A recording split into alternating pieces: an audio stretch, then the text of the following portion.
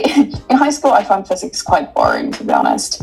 I thought it was mostly about like inclined planes or like wheels or whatever. So Hi, my name is Gia and I'm one of the co-founders from myNetworkHer. Today we interviewed Eleonora Svanberg, who is a theoretical physicist about to start her PhD at Oxford University and a content creator.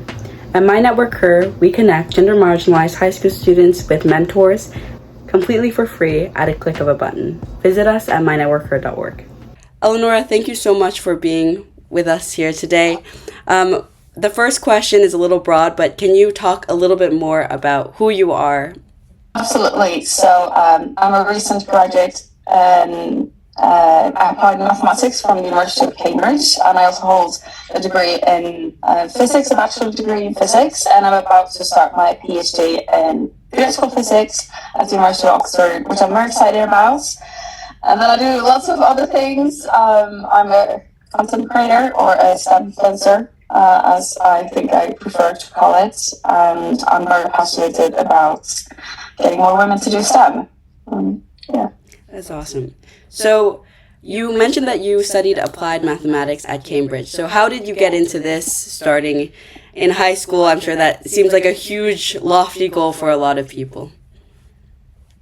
Yeah, so I think one important thing to remember is that you don't know you don't know about like what kind of fields you can pursue when you're very young. So I had no idea that like my current field existed when I was young. I didn't even know it in undergrad, to be honest. But already in high school, I found physics quite boring, to be honest. I thought it was mostly about like inclined planes or like wheels or whatever. So it wasn't until like I got exposed to like particle physics through like YouTube and like documentaries and just like hearing about like cool people, I guess, that I was like, okay, physics can be kind of cool. I just need to power through and like learn the basics now so I can actually do the cool physics. And the study of cool physics, that takes a while to learn or to get to that point. But the first step for me was to study physics. And whilst I was doing that, I realized I also like some things from pure mathematics. So I took like some extra courses in mathematics and realized that I kind of wanted to combine my mathematics interest with my physics interest. And that led me to study applied mathematics, which is basically just a fancy word for using mathematics in an applied area, which for me was using mathematics in theoretical physics. Yeah. Wow. So going into theoretical physics now, you are pursuing or going to pursue your PhD at Oxford. So what is that going to be like? I read somewhere that you are going to be studying string theory, which seems very difficult to understand. So how was that? Yeah, I mean, of course. I mean, it's difficult for me to understand as well. But that's kind of the point of studying, right? So we can learn and hopefully can say something about these things that are very difficult to understand. That's what I hope for, at least. But yeah, I'm very excited. I got to do string theory during my master's in applied mathematics, and I just loved the way they were using mathematics to describe these physics phenomena. And I also think it's very interesting from a mathematical point of view. String theory is a very like beautiful theory and kind of like a natural generalization, like kind of like a naive wish that you would like to, because this theory isn't proven yet. But my favorite part of it is that while studying it, you learn so much about physics and mathematics, which is kind of cool because you can like expand the toolbox for both physicists and mathematicians, and that's what I'm the most excited about. To be honest, yeah. Wow. Yeah. So you also talked about how you touched on pure math and applied math and sort of the beauty of sciences. So I noticed that you also worked as a junior analyst before. So what's the difference between academia and applying it in the real world? Yes. So after my master's, I took gap year. The first of my PhD. So I'm actually currently like by the end of my gap year because I'm starting my PhD now. And I worked as a junior analyst, which I was a consultant in external communication, which is very different from like the theoretical physics work I do. Although, like, as a person, I want to say that I have gained so many skills from physics, but I also have other skills that I know are valuable as well, like communication, which is something I value a lot, also in physics, of course. So I was interested in kind of like combining like my analytical skills to like develop tools for like the communication team, basically. And I also kind of wanted to, take a break from studying and like try something else, basically. Even though I wanted to like do my PhD, I felt like this is a good thing to do in between. And there's a lot of difference, of course, between academia and industry. And I can't say that I have my experience, of course. So I'm assuming it can look different depending on where you are for both academia and industry. But in my opinion, so is academia very far behind when it comes to, I don't know, salary, like work conditions, work-life balance, and all of that. So like for me, it was a very uplifting thing. So, well, it's going to sound kind of sad, but when you're a student, you're always like the stupid one. You're always like learning, right? And then you seek this approval with like exams and like you do this thesis and like all of that. But I felt like for my job in industry, I felt like I was valued based on like the kind of work I did and not. I don't know. It wasn't academic validation. I think is what I'm trying to say. So that was a very, very nice experience, to be honest. Of course, it wasn't very. I wasn't focusing on the things I love. And like otherwise, like I wasn't reading or string theory, for instance. So I really missed that. And I also, even though I was very fortunate to have a lot of flexibility, I worked completely remotely, and I could set up my days. That was really nice. That same kind of flexibility is something I really value in academia as well. But it was a good experience to have. It was kind of nice to feel like I'm valued outside of academia, if that makes sense. Yeah. Which I think is something that probably everyone has spent a lot of time only in academia and basing like your whole kind of like worth, or I don't know what that's like your contribution.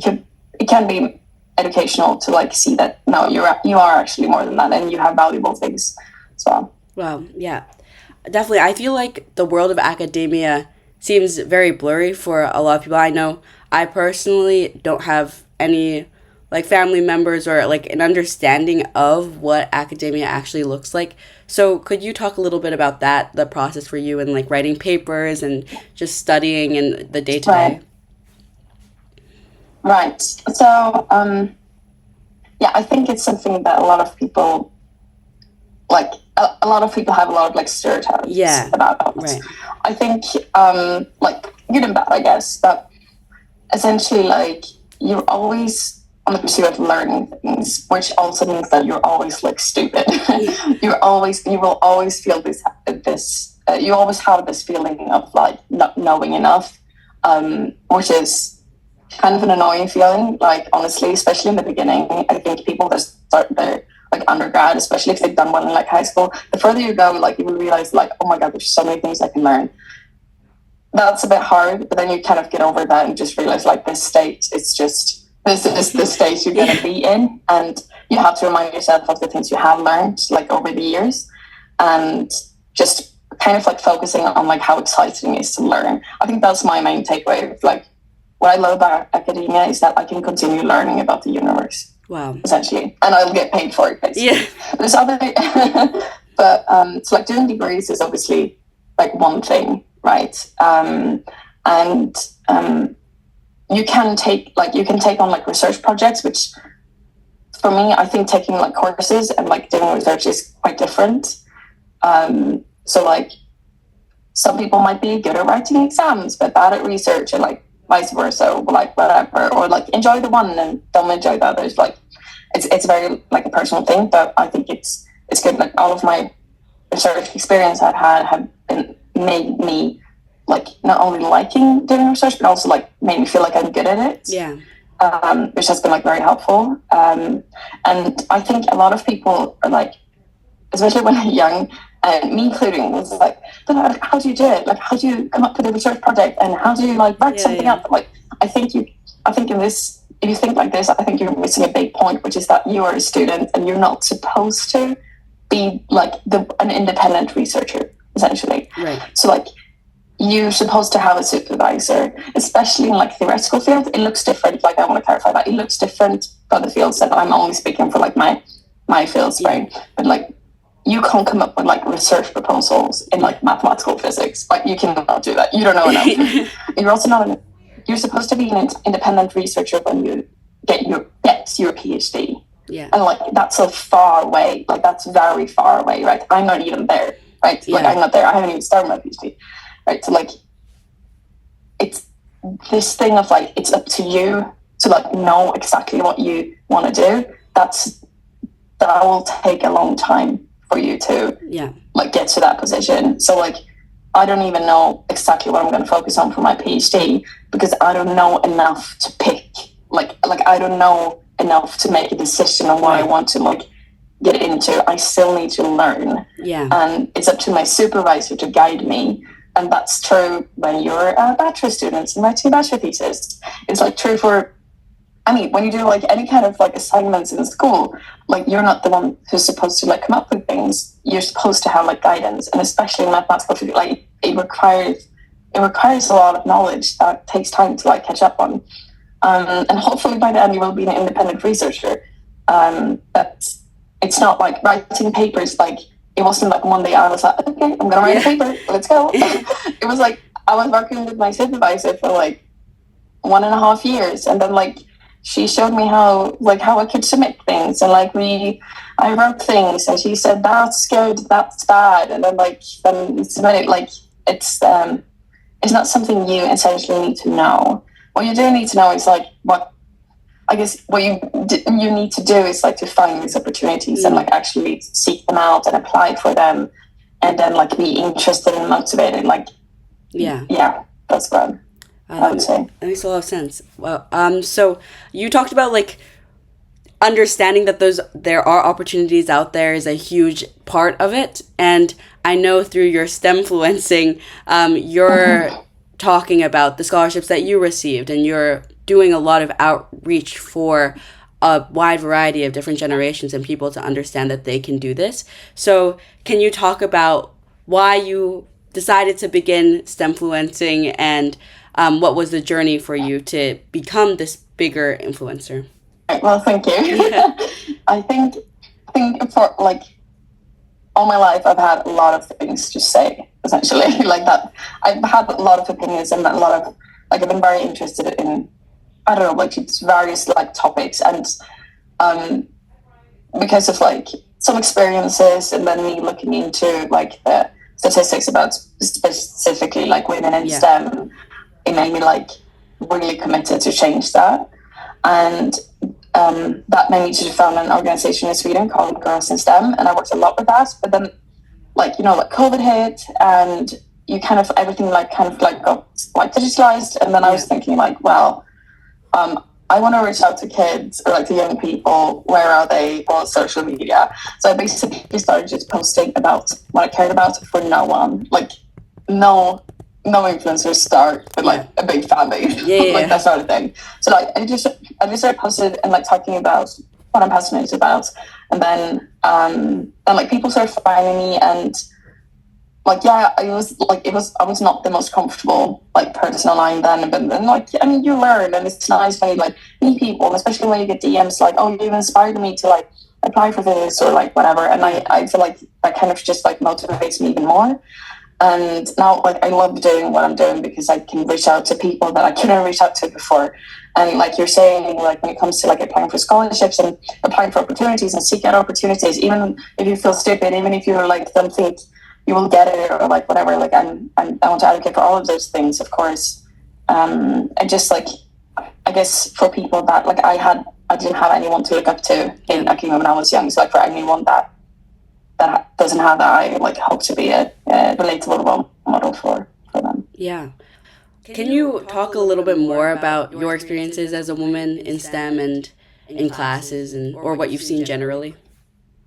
Right. So there's obviously an underrepresentation, and with that I mean that I can often be the only girl. But there's like we have to remember like the intersectional perspective here.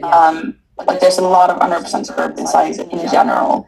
But my experience has been like I'm often like the only girl, for instance, and that is unfortunately something that like the representation of the already underrepresented groups just decreases the higher up you go, which is something you notice like whilst you're in class. Like, for instance, like dressing feminine is something you feel something that makes you like not belong there. Essentially, like it's something that you kind of like, at least me, like subconsciously like suppress, which is very sad. But it's also like there's so many emotions, but studying something that is hard that a lot of people feel. Like you feel stupid, you don't understand, everyone understands but me, but like whatever. But then it adds this kind of like other dimension to it that is like, I do not belong here because I am so different to everyone else, like on top of that. And this is true for like everyone that's not like, how to say, like cis white man. Yeah. Yes. And like the bottom line is that you feel it. Like if you're underrepresented, you feel it. It's not something like you feel it in the sense of like you think about it, you do feel it. And in comparison to the people that are not underrepresented, they don't like even think about it. And this is true for all fields of society, of course. But for me personally, it's maybe probably a little bit insecure, I think, because I feel like I have to prove myself more than others, and I see that like there will be challenges that like I will need to be strong enough to face, basically. So like you need to build up this sort of like resilience. But I've also had like a lovely community with like other women in science, which is really nice because you kind of like can relate to each other on a different level. I have been very careful about who to pick as my supervisor because I've had bad experiences because I was a woman. So like it seems like it's more calculating, and well, I also know that it is more calculating. Like when a woman decides to like do a degree, and especially in like a male-dominated field, like each step is kind of more calculated than if a man would do it. So yeah, I mean, yeah, there's definitely a difference, but there's also like you can also be fat. Yeah, that makes sense. Yes, that makes sense.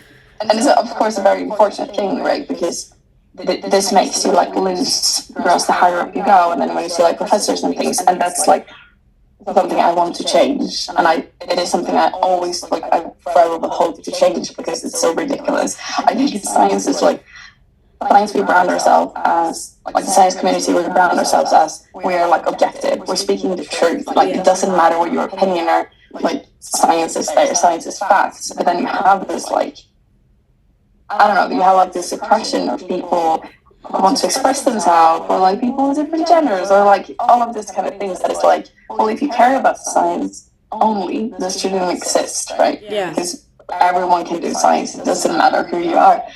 So a lot of times it feels like I'm speaking something that is obvious, like because it should be obvious, but it's not, which is annoying. Yeah, no, I completely understand. I think it also starts at a very young age, which is sort of scary. Even in high school level classes, I noticed that I personally, I feel like I've experienced imposter syndrome where a lot of my friends drop out of classes because they feel like they're simply not a math person. So yeah, absolutely. Yeah. And I mean, it starts already in middle school, like according to research. Yeah. That's incredibly young. Yes, yeah. So connecting to that sort of like idea of society and STEM, I noticed that you are also starting a new initiative of STEM for democracy. So could you talk a little bit about that and your organization there? Yes. So yeah, this is something I wanted to do. I think it's important to how do I say this? I care about social issues, even if you're a scientist, right? I think it's important, like irrespective of like your profession. But I have a feeling that like scientists are very much like, no, science is the only thing, or like whatever. And I haven't criticized online for like, no, you're theoretical physicist, why do you care about this? Like, why do you post about this? But like for me, it's like so important to show like STEM is literally everywhere, and you as someone in STEM, you have a responsibility because we are shaping the world. Like you have a responsibility to be like invested in what's happening in the world. And I think that's why I wanted to show, because I wanted to show how STEM has an, when I say democracy, I mean like democratic like topics, like equality, peace, and like all of that. And I want to show like how STEM plays a role in these topics, but also how it's important that these topics also play a role in STEM. Like that we have like a diverse perspective when we like create these like technical products or whatever. But also like how can we use technology? Like we have this amazing like science behind it. How can we use the technology to achieve like equality, for instance? Like these kind of things is some like are things I've been very like interested in, like in general. But I also think it's not. I think I want to highlight it basically. Yeah.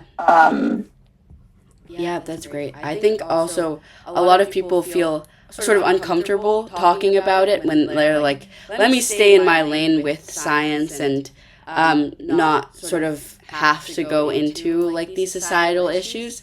But especially with new technologies and things, I saw that you talked about AI and STEM.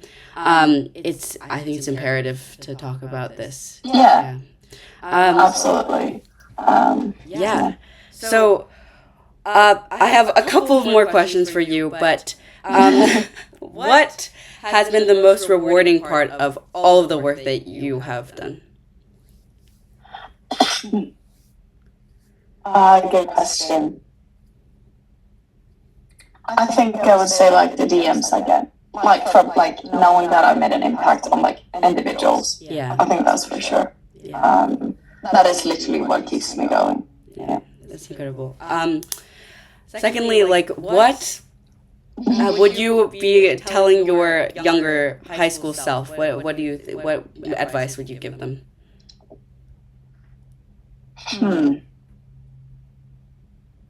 Go to therapy early. I'm a very pro therapy girly.